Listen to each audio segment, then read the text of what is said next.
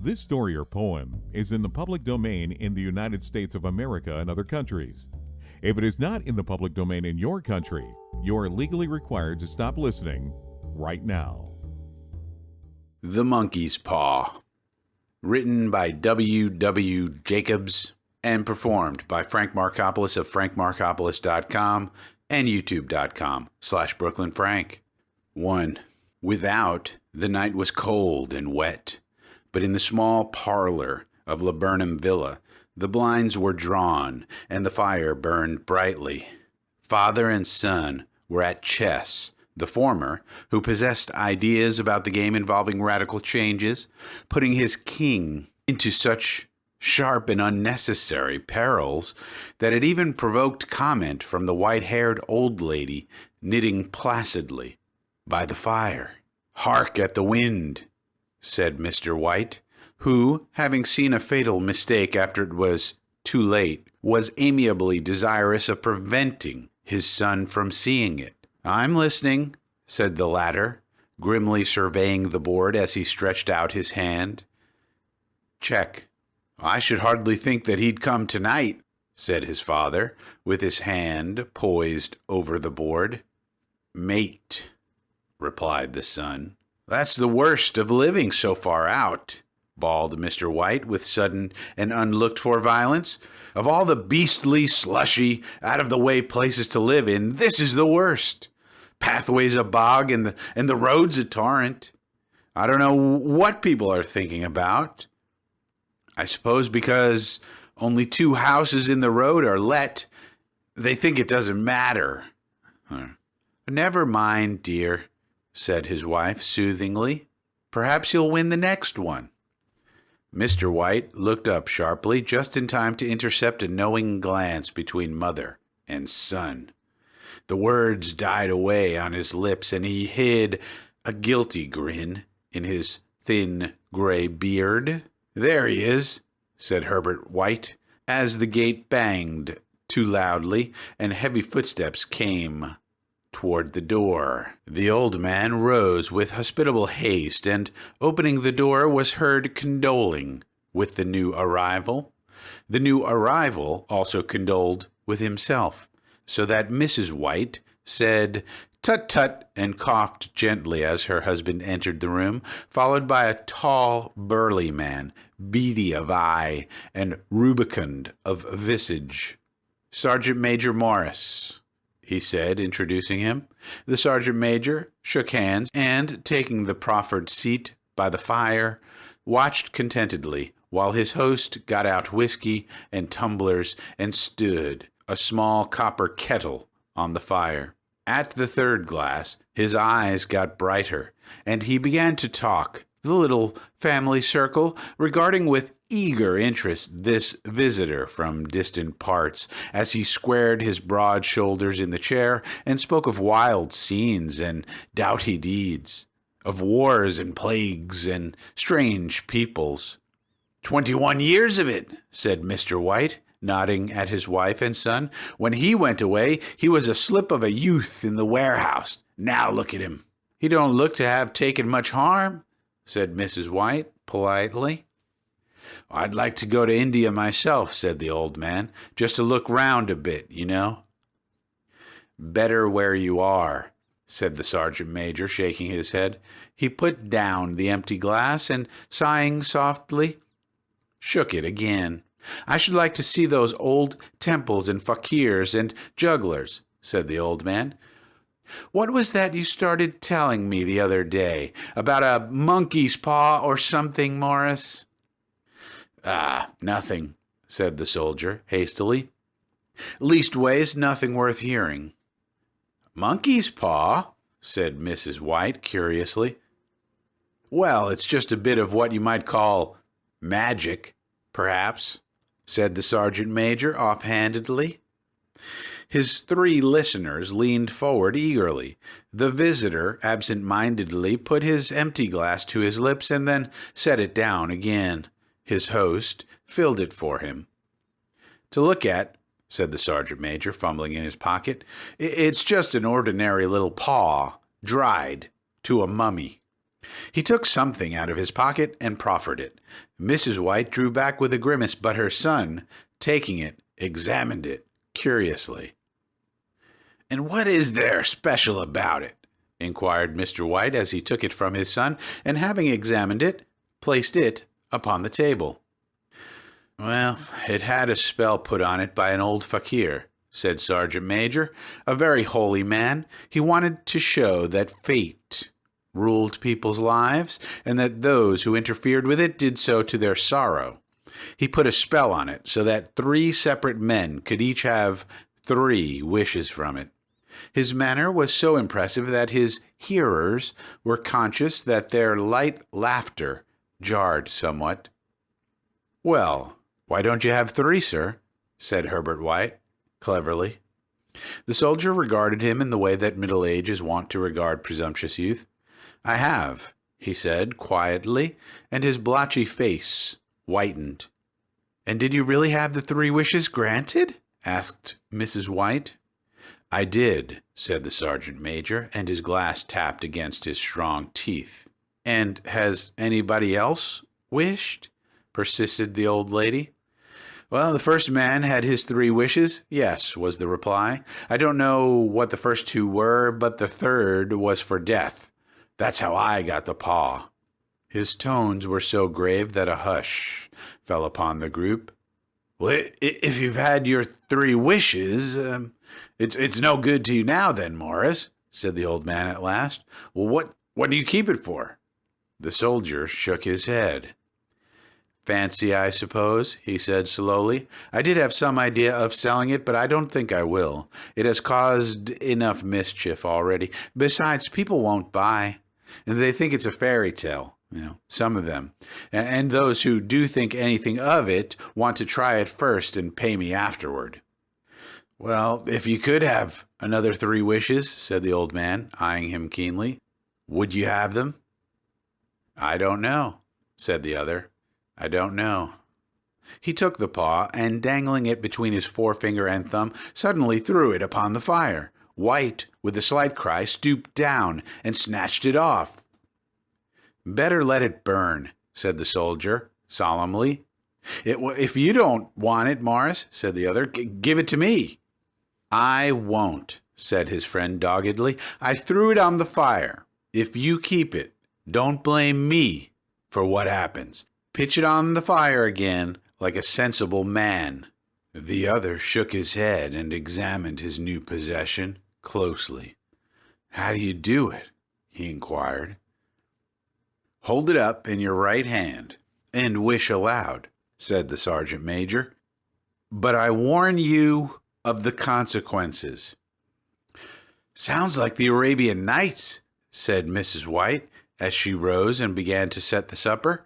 "Don't you think you might wish for 4 pairs of hands for me?"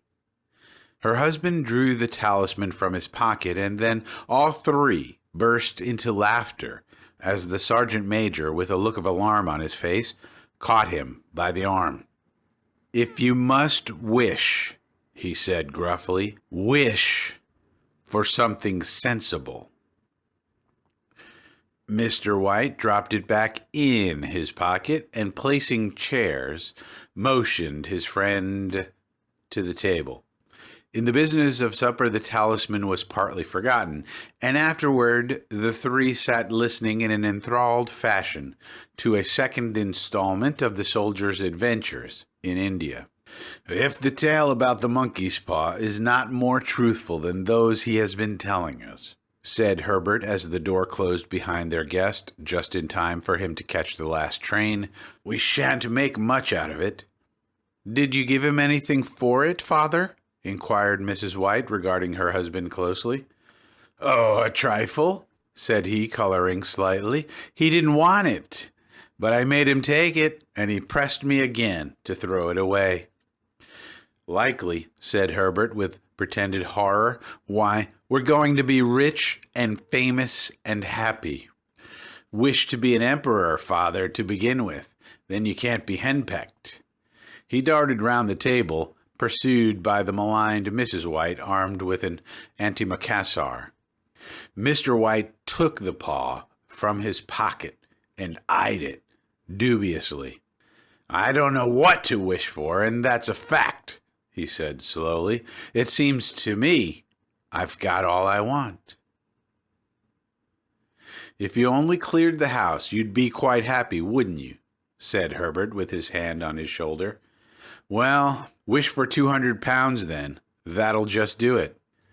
His father, smiling shamefacedly at his own credulity, held up the talisman as his son, with a solemn face, somewhat marred by a wink at his mother, sat down at the piano and struck a few impressive chords. "I wish for 200 pounds, said the old man distinctly. A fine crash from the piano greeted his words, interrupted by a shuddering cry from the old man. His wife and son ran toward him. "It moved!" he cried, with a glance of disgust at the object as it lay on the floor. "As I wished, it twisted in my hand like a snake." "Well, I don't see the money," said his son as he picked it up and placed it on the table, "and I bet I never shall." "Well, it must have been your fancy, father," said his wife, regarding him anxiously. He shook his head. "Never mind, though. There's no harm done, but it gave me a shock all the same." They sat down by the fire again, while the two men finished their pipes. Outside, the wind was higher than ever, and the old man started nervously at the sound of a door banging upstairs. A silence unusual and depressing settled upon all three, which lasted until the old couple rose to retire for the night. "Well, I expect you'll find the cash tied up in a big bag in the middle of your bed," said Herbert, as he bid them good night, "and something horrible squatting on top of the wardrobe, watching you as you pocket your ill-gotten gains." He sat alone in the darkness, gazing at the dying fire and seeing faces in it. The last face was so horrible and so simian that he gazed at it in amazement. It got so vivid that, with a little uneasy laugh, he felt on the table for a glass containing a little water to throw over it. His hand grasped the monkey's paw, and with a little shiver, he wiped his hand on his coat and went up to bed. 2. In the brightness of the wintry sun next morning, as it streamed over the breakfast table, he laughed at his fears.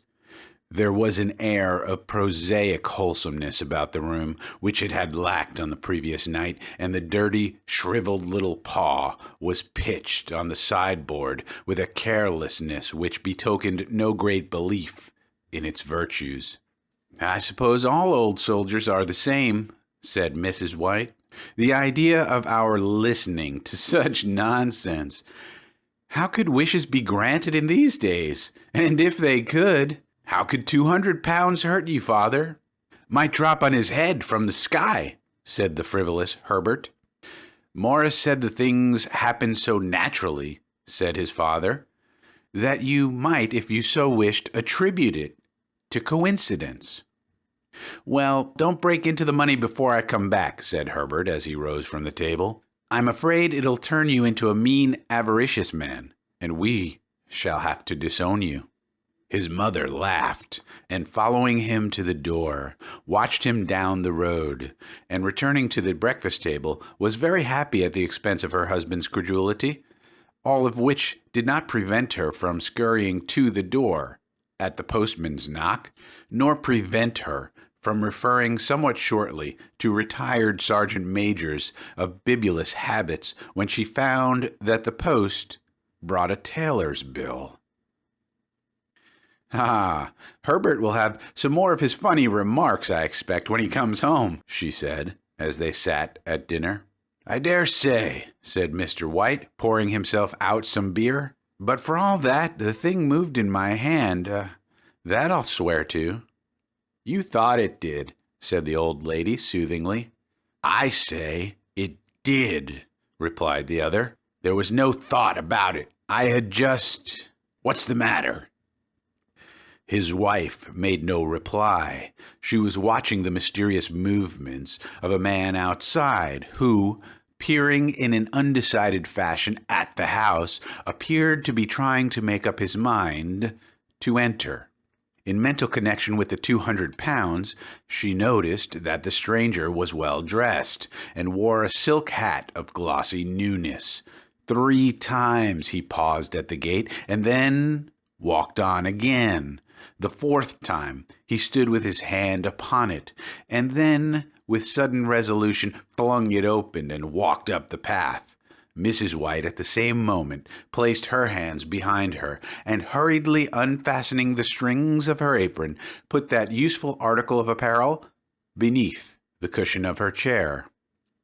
She brought the stranger, who seemed ill at ease, into the room. He gazed at her furtively and listened in a preoccupied fashion as the old lady apologized for the appearance of the room and her husband's coat, a garment which he usually reserved for the garden. She then waited patiently, as her sex would permit, for him to broach his business, but he was at first strangely silent. "I was asked to call," he said at last, and stooped and picked a piece of cotton from his trousers. "I come from Ma and Megan's." The old lady started. "Is there anything the matter?" she asked breathlessly. "Has anything happened to Herbert? What is it? What is it?" Her husband interposed. There, mother," he said hastily. "Sit down and don't jump to conclusions. You've not brought bad news, I'm sure, sir." And he eyed the other wistfully. "I'm sorry," began the visitor. Is he hurt?" demanded the mother wildly. The visitor bowed in assent. "Badly hurt," he said quietly, "but he is not in any pain." "Oh, thank God," said the old woman, clasping her hands. "Thank God for that, She broke off suddenly as the sinister meaning of the assurance dawned upon her, and she saw the awful confirmation of her fears in the other's perverted face.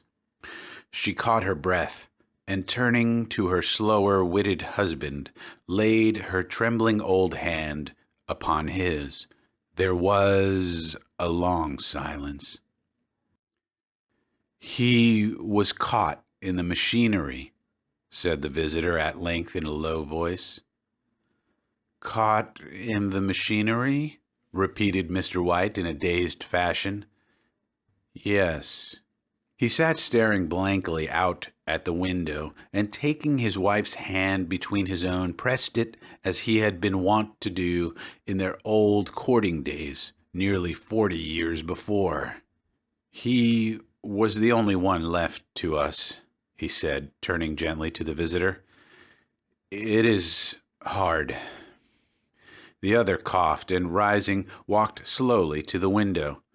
"The firm wished me to convey their sincere sympathy with you in your great loss," he said without looking round. I beg that you will understand I am only their servant and merely obeying orders." There was no reply. The old woman's face was white, her eyes staring, and her breath inaudible. On the husband's face was a look such as his friend the sergeant might have carried into his first action. "I was to say that Ma and Megan's disclaim all responsibility," continued the other. "They admit no liability at all, but in consideration of your son's services, they wish to present you with a certain sum as compensation." Mr. White dropped his wife's hand, and rising to his feet gazed with a look of horror at his visitor. His dry lips shaped the words, "How much?" 200 pounds, was the answer. Unconscious of his wife's shriek, the old man smiled faintly, put out his hands like a sightless man, and dropped, a senseless heap, to the floor. 3. In the huge new cemetery, some 2 miles distant, the old people buried their dead and came back to a house steeped in shadow and silence. It was all over so quickly that, at first, they could hardly realize it, and remained in a state of expectation as though of something else to happen. Something else which was to lighten this load, too heavy for old hearts to bear. But the days passed, and expectation gave place to resignation, the hopeless resignation of the old, sometimes miscalled apathy. Sometimes they hardly exchanged a word, for now they had nothing to talk about, and their days were long to weariness.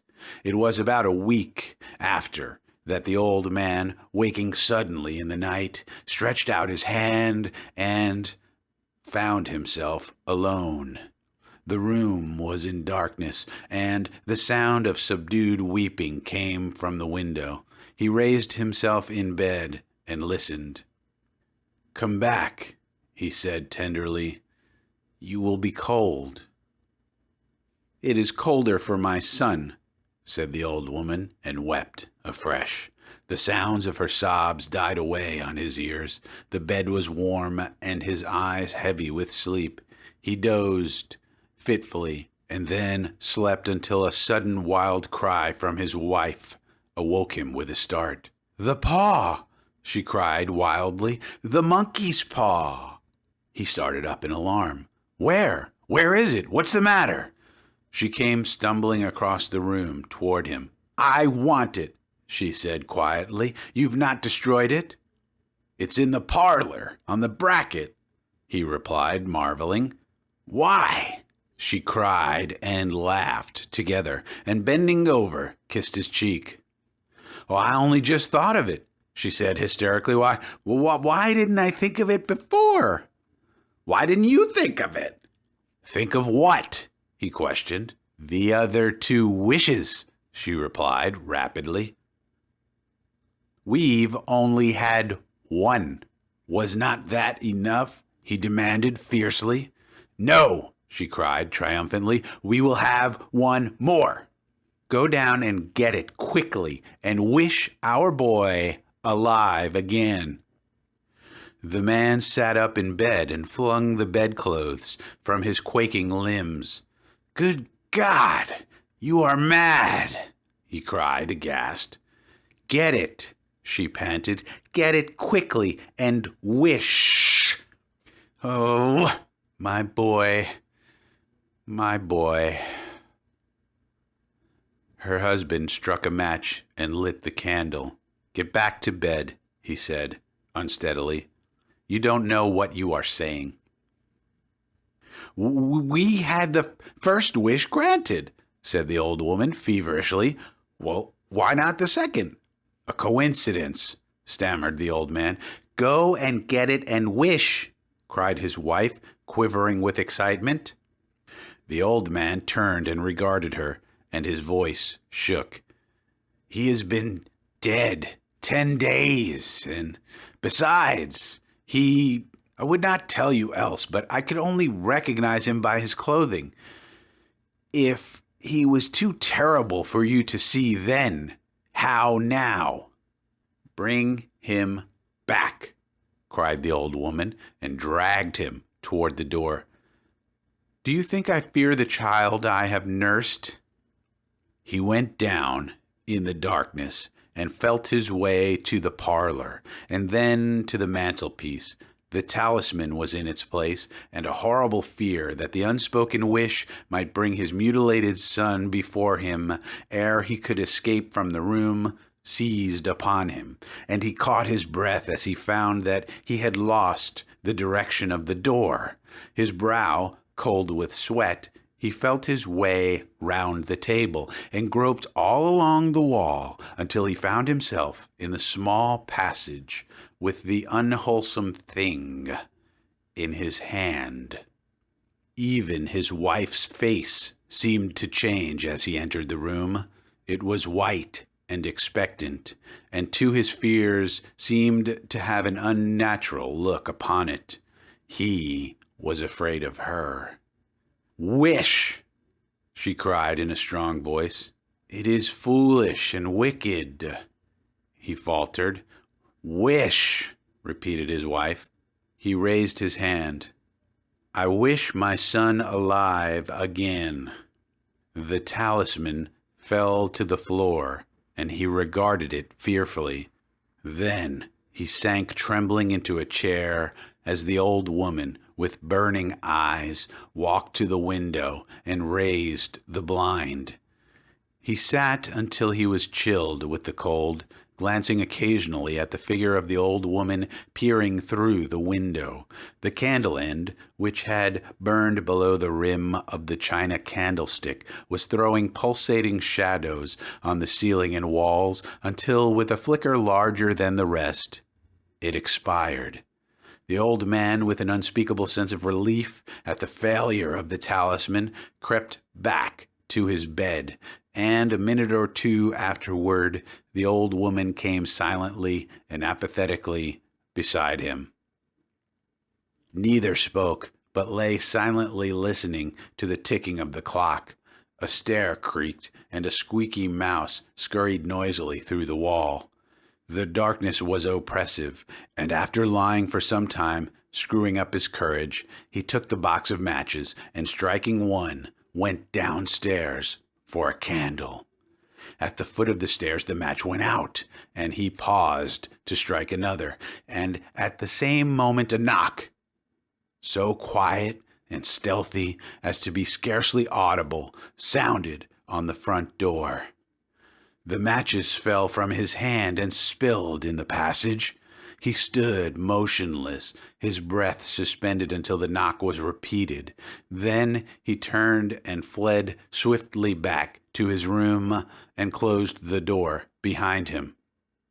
A third knock sounded through the house. "What's that?" cried the old woman, starting up. "A rat," said the old man in shaking tones. "A rat. It passed me on the stairs." His wife sat up in bed listening. A loud knock resounded through the house. "It's Herbert!" she screamed. "It's Herbert!" She ran to the door, but her husband was before her, and catching her by the arm, held her tightly.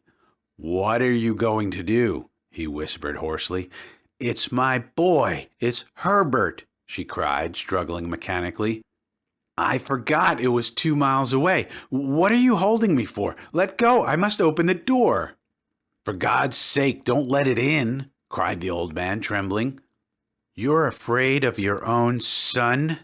she cried, struggling. "Let me go. I'm coming, Herbert. I'm coming." There was another knock, and another. The old woman, with a sudden wrench, broke free and ran from the room. Her husband followed to the landing and called after her appealingly as she hurried downstairs. He heard the chain rattle back and the bottom bolt drawn slowly and stiffly from the socket. Then the old woman's voice, strained and panting. The bolt," she cried loudly. "Come down. I can't reach it." But her husband was on his hands and knees, groping wildly on the floor in search of the paw. If he could only find it before the thing outside got in. A perfect fusillade of knocks reverberated through the house, and he heard the scraping of a chair as his wife put it down in the passage against the door. He heard the creaking of the bolt as it came slowly back, and at the same moment he found the monkey's paw and frantically breathed his third and last wish. The knocking ceased suddenly, although the echoes of it were still in the house. He heard the chair drawn back, and the door opened. A cold wind rushed up the staircase, and a long, loud wail of disappointment and misery from his wife gave him courage to run down to her side and then to the gate beyond. The street lamp, flickering opposite, shone on a quiet and deserted road.